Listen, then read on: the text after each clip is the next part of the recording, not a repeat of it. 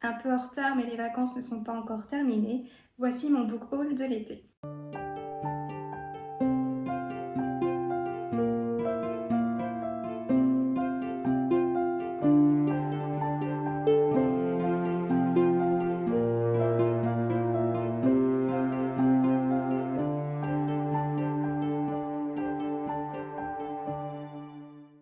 Bonjour amis des livres, c'est la chaîne du Cactus qui lit et aujourd'hui je vais vous présenter les livres que j'ai choisis pour mon book haul de l'été et on va tout de suite commencer avec le premier livre qui est Morgane Pendragon de Jean-Laurent Del Socorro. Ce livre est sorti en janvier 2023 chez les éditions Albert Michel.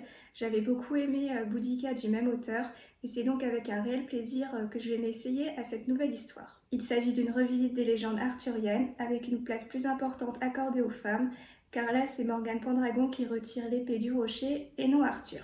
Morgane devient donc la nouvelle reine de l'Ogre, mais à peine couronnée, elle se voit confrontée à plusieurs défis. Des royaumes vassaux mettent en doute sa légitimité, puis il y a l'apparition d'une nouvelle religion, le christianisme, avec à sa tête l'archevêque de Canterbury. Pour mener ses batailles, elle pourra compter sur Merlin, le druide qui l'a formé et protégé, ainsi que sur l'ordre des chevaliers de la table ronde nouvellement créé. Le deuxième livre que j'ai pris pour ce book haul, c'est Les Jumeaux Croche-Morts, le tome 1, La Malédiction de Cassandra O'Donnell, publié chez Flamme Jeunesse en juin 2023. C'est donc une sortie récente mais à laquelle je n'avais pas trop prêté attention. C'est en voyant le livre en magasin que la couverture m'a attirée. J'ai trouvé qu'elle avait un peu un air de la famille Adams, donc du coup je me suis laissée tenter même si je ne sais pas du tout à quoi m'attendre pour l'histoire. En tout cas, on va y suivre des jumeaux, Silence et Auriel.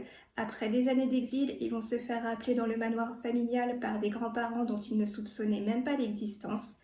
Mais dès leur arrivée, ils ne vont pas se sentir les bienvenus et en plus, ils vont découvrir qu'une malédiction s'est abattue en ville. Le livre suivant, c'est Du thé pour les fantômes de l'auteur Chris Buklicevic, publié chez De Noël en mai 2023. Un roman fantastique qui prend pour cadre la Provence, car l'histoire se situe à Nice. Nous suivons deux sœurs, Agonie et Félicité, qui se retrouvent après 30 ans de silence suite au décès brutal de leur mère. Mais ces deux sœurs sont un peu particulières. Agonie est une sorcière et Félicité est une passeuse de fantômes. Alors pour recueillir les derniers mots de leur mère, elles vont s'unir pour retrouver son spectre, retracer le passé de cette femme qui a aimé l'une et rejeté l'autre. Le quatrième livre que j'ai acheté, c'est Légende et Lade de Travis Baldree, publié chez Inis Éditions en mai 2023. Un livre de cozy fantasy, un sous-genre de la fantasy plutôt tendance en ce moment sur les réseaux sociaux. C'est un genre de fantasy qui dépeint une ambiance réconfortante et qui se concentre sur des moments de vie du quotidien plutôt que des grandes aventures. Dans ce livre, on va suivre Vive, une orque mercenaire au passé sanglant mais qui a décidé de changer de vie. Grâce à une pierre légendaire qui est censée lui apporter la bonne fortune, elle va se lancer dans l'entreprise audacieuse de créer un café, mais dans la ville de Thuin, les habitants ignorent absolument tout de ce breuvage. Pour le prochain livre de ce book haul, j'ai pris Les disparus du pays imaginaire d'Aiden Thomas, sorti chez Sabran en juillet 2023. Après Cemetery Boss, je me lance dans cette nouvelle parution de l'auteur. Il s'agit d'une revisite d'un conte, celui de Peter Pan. Il y a 5 ans, Wendy a été portée disparue avec ses deux petits frères. Elle sera retrouvée au bout de 6 mois, seule dans les bois.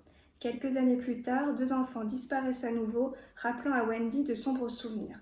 Alors qu'elle rentre chez elle par une route sombre à travers bois, au volant de son pick-up, une forme gisant sur la chaussée l'oblige à s'arrêter. Il s'agit d'un jeune garçon qui prétend connaître Wendy et pourrait bien être la clé du mystère entourant toutes ces disparitions d'enfants. Il s'appelle Peter. Pour le cinquième livre de ce book haul, il s'agit de La joueuse de sitar de Joanne Hay, publié chez Lumen en février 2023. Je ne cache plus mon intérêt pour les fantaisies asiatiques, c'est donc avec évidence que ce titre était sur ma liste de livres. C'est une histoire inspirée des Trois Royaumes, un grand classique de la littérature chinoise, une histoire surtout portée sur les stratégies et la politique. En l'an 414 de la dynastie Qin, le chaos règne sur un royaume divisé. Au nord, il y a une impératrice enfant manipulée par Miasma, une régente sans pitié. Au sud, il y a une jeune reine qui est prête à tout pour venger la mort de sa sœur. Et au milieu, il y a Shinren, aimée de tout un peuple, la seule à être restée fidèle à l'Empire, mais qui ne possède pas de terre. Zéphyr, sa stratège, va être contrainte pour éviter un massacre de passer chez l'ennemi, tout du moins en apparence. Pour l'avant-dernier livre de ce book haul, j'ai pris Sirem et l'oiseau maudit de Yasmine Gebel, publié chez Rajo en janvier 2023. Là, on part du côté de la fantaisie orientale. Sirem est une rescapée de la guerre des astres. Elle vit avec son mentor Ziri et l'aide à entretenir sa bibliothèque. Mais quand Ziri est arrêtée par les veilleurs, Sirem n'a d'autre choix que de fuir. Sur sa route, elle va croiser Tanit, une femme transformée en faucon par un sortilège et qui va lui proposer un dangereux marché. Et enfin, pour clôturer ce book haul, j'ai pris Les Cités rebelles, le tome 1, Les monstres de papier, d'Anne Céline, publié chez Lumen en juin 2023. Une parution récente qui me faisait très envie. On a là aussi une histoire de fantaisie asiatique, une trilogie silk punk aux inspirations Ghibli.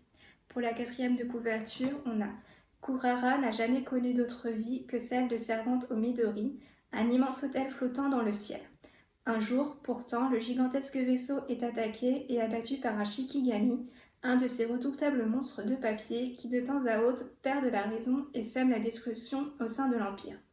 Par chance, la jeune fille parvient à y échapper, ce qui n'est pas le cas de son meilleur ami, grièvement blessé. Sa survie, elle ne la doit qu'à Imura, pliomage comme elle, quoique plus bourru dans son genre, il est capable de donner forme et vie à ses créations de papier et a choisi de mettre ses talents au service d'un équipage de chasseurs de Shikigami. Un nouveau chapitre s'ouvre alors dans la vie de l'adolescente. Désormais passagère de l'Ori-Hime, la voilà partie pour écumer le ciel, direction la cité céleste de Solari. Son objectif, implorer l'aide de la princesse Tsukimi, seule capable de soigner son compagnon de toujours, mais pour que cette dernière accepte de la recevoir, il va lui falloir devenir la meilleure pliomage de tout l'Empire. Voilà pour ce book haul de l'été. Si vous avez des suggestions de livres, n'hésitez pas à me les mettre en commentaire. Et en attendant, si vous souhaitez faire plaisir à Cactus, n'hésitez pas à liker, partager ou vous abonner. À bientôt et prenez soin de vous.